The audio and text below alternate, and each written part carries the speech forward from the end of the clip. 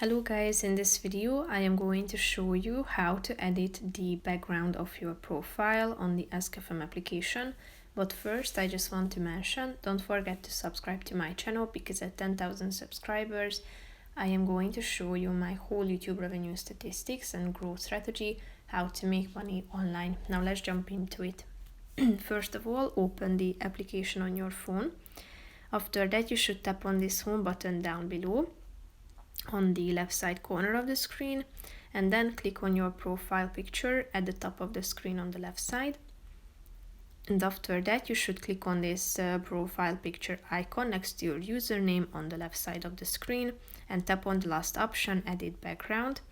Here you have two options. You can either select the first one to take a picture with your phone, or you can also select a picture from your gallery. So tap on the relevant one. If you use the camera option, you should enable the application to have access to your camera and then take a picture.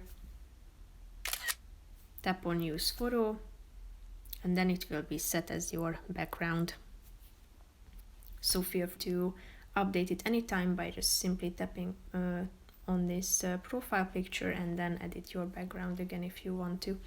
So that's pretty much it for this video, guys. See you in the next one. Bye bye.